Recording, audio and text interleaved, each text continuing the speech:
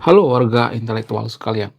Menurut saya, tokoh Kristen yang paling kontroversi, tokoh Kristen yang paling atau sangat-sangat kontroversi di dunia itu adalah John of Damascus, guys. Wow, luar biasa. Nah, yang jadi pertanyaan, kenapa si John of Damascus ini sangat-sangat kontroversial sekali, sangat-sangat berbahaya sekali?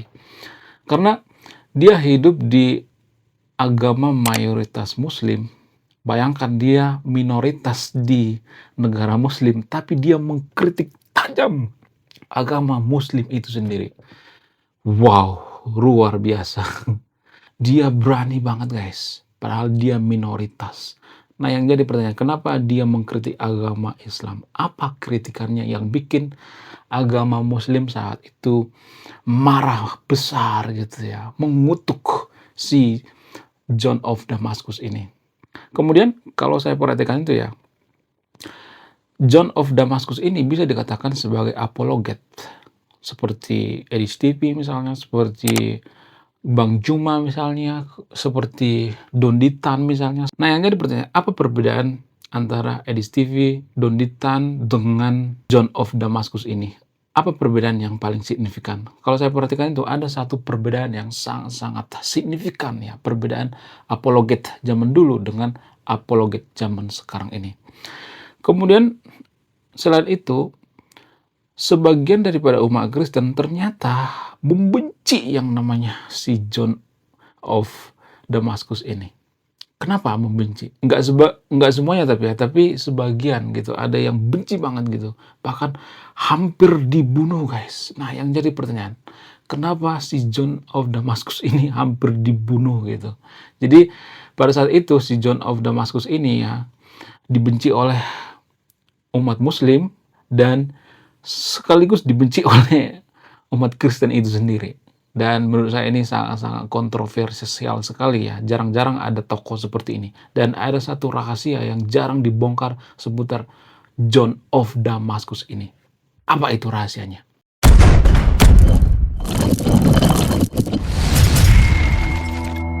Selain apologet, ternyata si John of Damascus ini adalah seorang petinggi di negara Islam saat itu. Ya, dia seorang biarawan.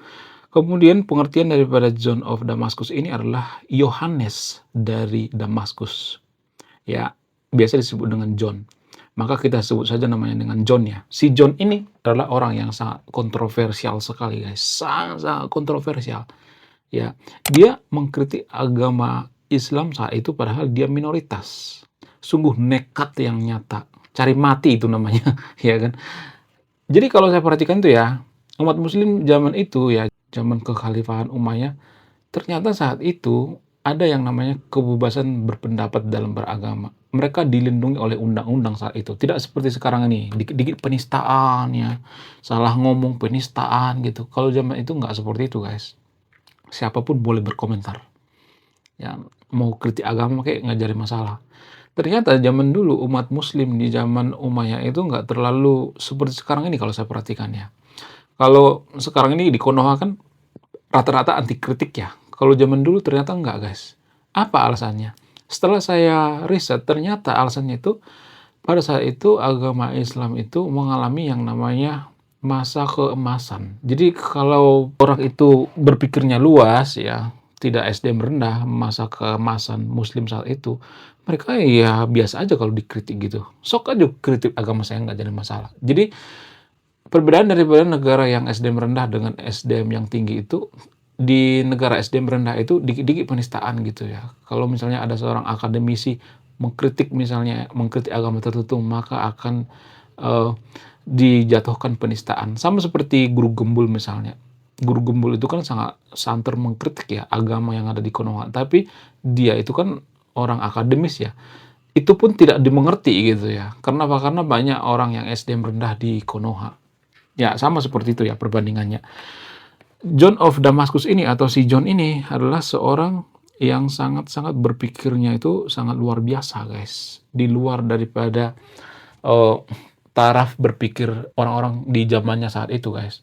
Dia mengatakan orang Kristen tuh nggak jadi masalah kalau misalnya nih beribadah gereja itu ada yang namanya patung, seperti patung Bunda Maria, kemudian patung Yesus disalib, nggak jadi masalah. Nah, ketika si John of Damascus ini mengatakan seperti ini, timbullah masalah baru. Apa itu masalahnya? Agama Muslim saat itu ya, bukan saat sekarang ya, mengatakan si John ini sudah sesat, si John ini laknat, harus disalibkan. Karena apa? Karena si John ini sudah menyembah berhala gitu ya.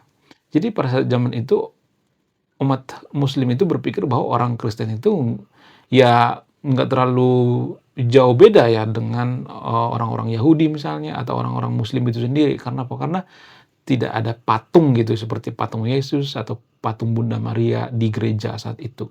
Namun si John ini mengatakan nggak jadi masalah. Jadi dia menafsirkan kitab suci itu dari Perjanjian Lama ya. Dia menafsirkan dengan sudut pandang Perjanjian Baru.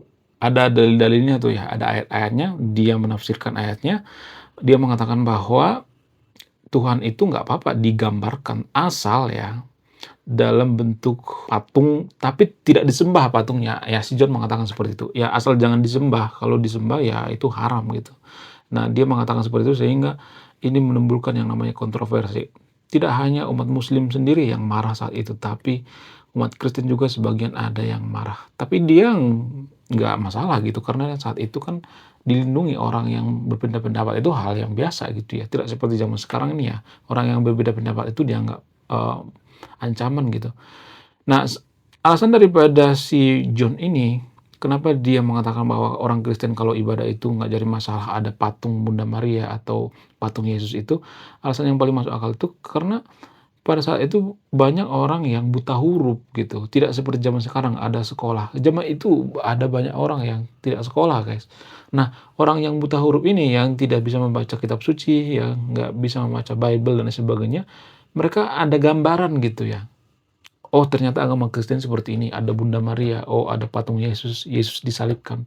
Jadi ada gambaran mereka gitu ya. Itu sebenarnya alasan yang paling masuk akal di zaman itu ya. Kalau kita bandingkan dengan zaman sekarang misalnya, kita bandingkan zaman sekarang itu apologet-apologet zaman sekarang seperti Donditan, Bang Juma dan sebagainya. Kalau saya perhatikan ya, saya memperhatikan biasanya mereka mengkritik tentang yang namanya Trinitatis ya. Jadi salah satu pencetus daripada Trinitatis ini adalah si John ini. Kalau saya perhatikan tuh apologet-apologet di Konoha itu mengatakan bahwa orang Kristen itu sesat. Karena apa? Karena mereka menganggap bahwa Tuhan itu tiga. Jadi mereka tidak memahami apa itu Trinitas. Bukan menyalahkan mereka ya, saya tidak menyalahkan Donditan di sini ya. Saya tidak menyalahkan, tapi saya di sini menyalahkan cara berpikir gitu ya. Dari sudut pandang agama Muslim ya seperti itu gitu ya. Kita harus bertauhid, nggak boleh menduakan Tuhan atau mentigakan Tuhan, nggak boleh. Jadi dalam sudut pandang agama Muslim pada saat zaman itu ya, zaman dulu, ya mereka berpikir seperti itu, jangan menduakan Tuhan, kita harus bertauhid gitu. Ya, jadi umat Kristen saat itu dia nggak sesat gitu ya, dia nggak masuk neraka, itu hal yang biasa. Nah, bagaimana dengan apologet-apologet yang ada di Konoha? Mohon maaf ya bagi pendukung Donditannya. Menurut saya pribadi, Donditan ini adalah orang yang sangat standar ganda gitu. Kalau kita berpikir secara rasional ya, kita fokus bahas tentang Trinitatis dan patung gitu ya.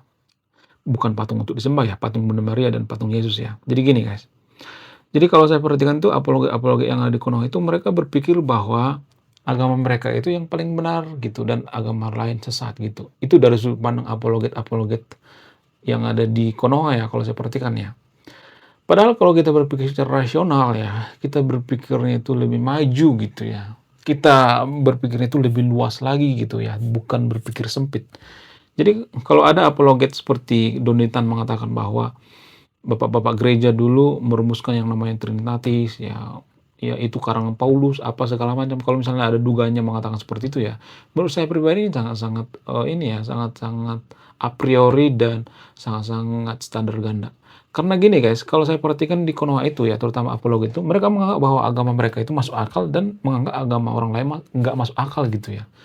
Ya mereka berpikir bahwa agama Kristen itu nggak masuk akal. Saya bukan membela agama Kristen di sini ya, tapi gini guys, kadangkala kita mengatakan bahwa nabi kita, ini penting guys ya, nabi kita membelah lautan itu masuk akal, tapi kalau ada nabi orang lain membelah lautan itu nggak masuk akal.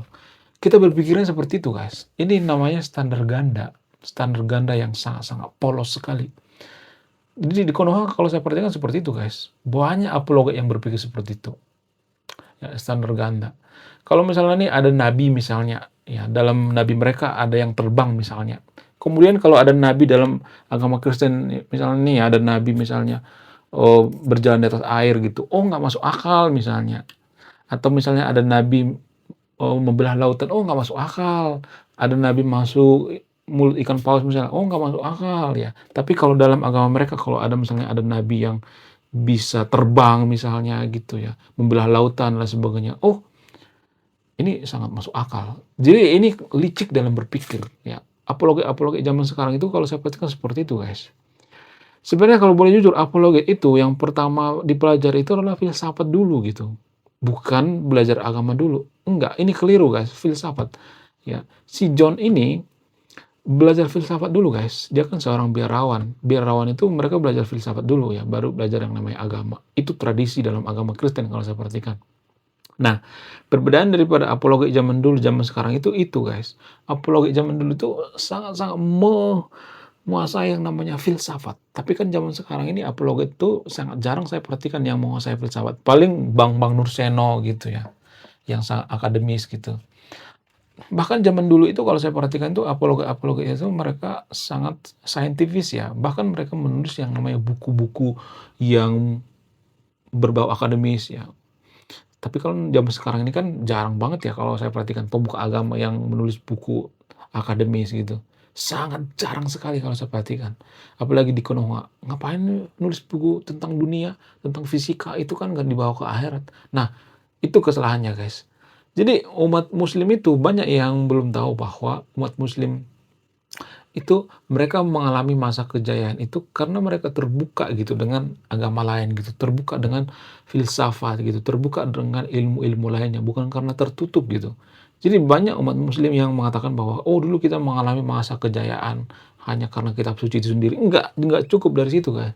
Ya, umat muslim zaman dulu mengalami masa keemasan itu karena mereka belajar dari filsuf-filsuf Yunani gitu, belajar dari China, belajar dari mana pun ya mereka belajar. Bahkan Bible juga mereka baca gitu ya, kitab suci agama orang lain juga mereka baca, kitab suci agama Buddha mereka baca, agama Hindu baca, baca semuanya gitu. Jadi tidak seperti zaman sekarang. Kalau saya perhatikan zaman sekarang ini kan a priori ya. Pemuka-pemuka agama di Konoha itu cenderung a priori kalau saya perhatikan ya. Termasuk Dunditan ya. Dunditan ini ya sering mengatakan bahwa ya salah, Trinitas ini seperti ini, bla bla bla bla gitu ya. Kalau saya perhatikan ya. Bahkan dia bahas tentang Bible gitu ya. Tapi menurut saya pribadi ini standar ganda banget gitu ya. Menurut saya pribadi, ya ini menurut saya pribadi ya, jangan berpikir bahwa saya maksa Anda tentang pikiran saya ya. Anda yang menyimpulkan, saya tidak menyimpulkan ya. Menurut saya pribadi itu, agama itu nggak ada yang masuk akal, guys. Agama itu kan subjektif, keyakinan. Jadi kalau kita yakin, contoh misalnya nih, kalau kita yakin ini bisa terbang gitu, ya udah yakin aja gitu. Jangan mengatakan bahwa misalnya nih ada agama lain mengatakan misalnya, oh ini nanti bisa jungkir balik dengan sendirinya. Kita jangan mau nyalahkan orang lain gitu bahwa ini bisa jungkir balik karena kita juga mengatakan bahwa ini bisa terbang gitu. Ya, misalnya nih kita punya agama bernama agama A misalnya. Dalam kitab suci kita ya dalam kepercayaan kita bahwa ini bisa terbang misalnya. Lalu ketika ada agama B misalnya mengatakan bahwa oh ini nanti jungkir balik, ya ini nanti bisa ciplak misalnya, ya ini bisa bawa kita ke surga misalnya. Jangan menyalahkan gitu, kenapa? Karena agama itu kan keyakinan, subjektif bukan objektif. Objektif itu kan bisa dipertanyakan. Jadi kalau misalnya nih ya, John of Damascus ini mengatakan yang nggak jadi masalah kalau misalnya ada patung di gereja Bunda Maria, patung Yesus dan sebagainya, yang nggak jadi masalah, apa masalahnya ya kan? Wong agama itu kan subjektif. Biasanya kalau saya mengatakan seperti ini ya, agama itu subjektif, maka saya akan dimarah-marahin gitu. Karena apa? Karena di Konoha itu berbeda pendapat itu dianggap bermusuhan gitu. Padahal pada faktanya itu agama itulah subjektif, bukan objektif. Kadang kala kita berpikir bahwa agama kita itu paling masuk akal gitu ya, paling logis ya, paling, ya oh si paling semuanya gitu ya. Padahal agama itu kan dasarnya itu ya subjektif. Di mana-mana agama itu dasarnya subjektif, guys. Jadi kalau misalnya ada orang yang mengatakan bahwa ya misalnya nih dari Konoha ada apologet bernama Donditan mengatakan bahwa Trinitas itu keliru ya, kalau kita tanya sama 10 pendeta akan ada jawaban 10.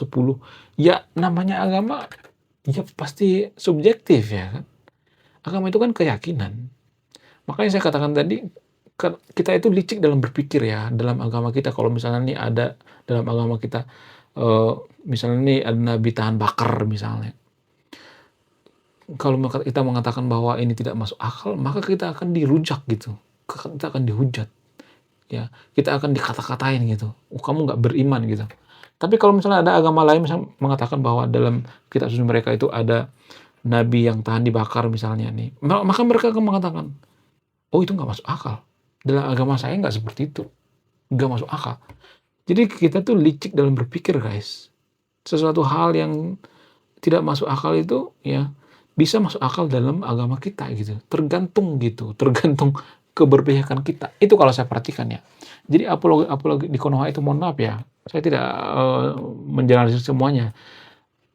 Cakupannya itu masih di situ guys ya, masih cakupannya itu masih kecil sekali gitu ya, masih di ruang yang sangat sempit ya kalau saya perhatikan ya.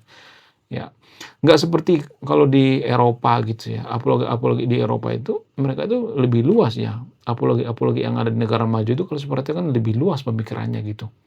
Bahkan kalau saya perhatikan sekarang ini ya negara-negara yang paling maju itu ya rata-rata agnostik, ateis, Jepang agnostik, ya negara-negara Skandinavia, Norwegia dan sebagainya mereka itu sangat agnostik guys ya, ateis gitu. Kenapa mereka ateis? Apa alasannya? Kenapa mereka agnostik? Ada beberapa alasannya, tapi alasan yang paling masuk akal itu karena mereka nggak butuh lagi yang namanya agama. Kenapa mereka nggak butuh agama? Karena zaman dulu mereka butuh agama itu karena apa? Karena ya pertama mereka butuh yang namanya perlindungan gitu. Karena mereka itu rentan diserang sehingga butuh yang namanya agama untuk melindungi mereka gitu ya, semacam komunitas. Ya, zaman sekarang kan sudah ada yang namanya hukum ya, hukum negara. Hukum negara itu cukup adil gitu sehingga orang nggak butuh lagi yang namanya agama. Kemudian zaman dulu itu kan butuh yang namanya ketenangan gitu ya.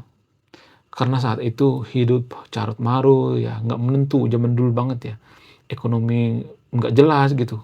Zaman sekarang kan sudah serba ini ya, serba berkecukupan ya orang-orang negara maju itu.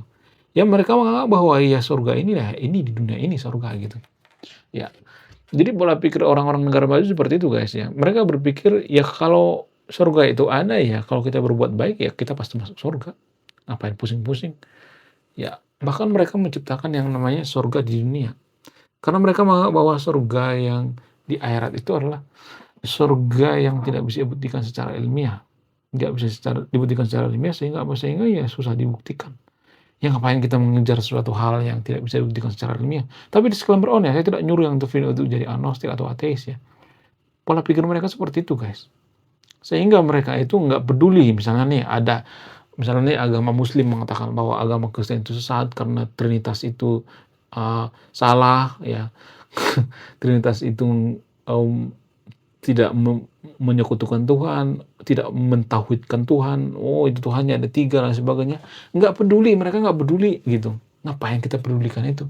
Lebih baik kita fokus dengan hal-hal yang bermanfaat gitu. Ya, jadi sama halnya dengan di Konoha kalau saya perhatikan.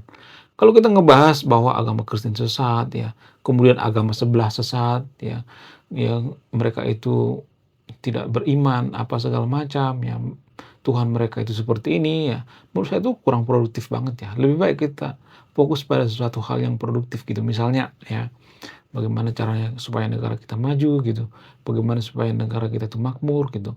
Jadi kalau saya perhatikan ya, kita tuh dibikin sibuk gitu ya, kita bahas agama ya, fokus bahas agama. Kita tuh dibikin tertidur gitu, mabok.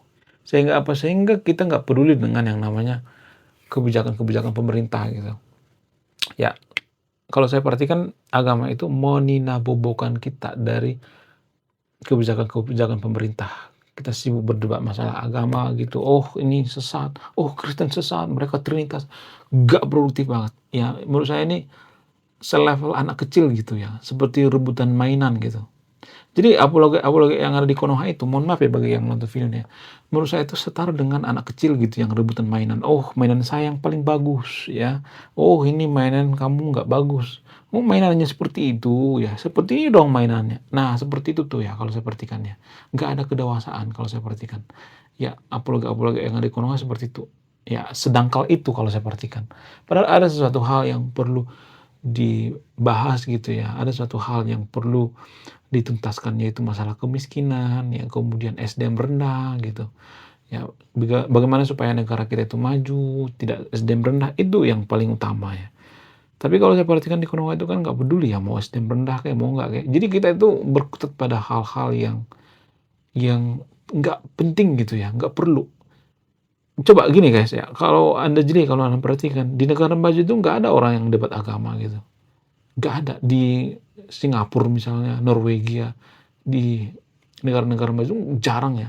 Ya mungkin ada satu 2 orang, tapi jarang banget ya yang, eee, mau agama gitu. Hanya orang yang, mohon maaf ya, orang yang sangat-sangat tidak dewasa, mereka memperebutkan bahwa agama saya yang paling benar, agama saya yang paling suci. Ya, semua agama juga subjektif, yang nggak objektif. Kenapa saya mengatakan seperti itu? Ya karena ketika Tuhan yang memberikan mandat pada malaikat gitu ya.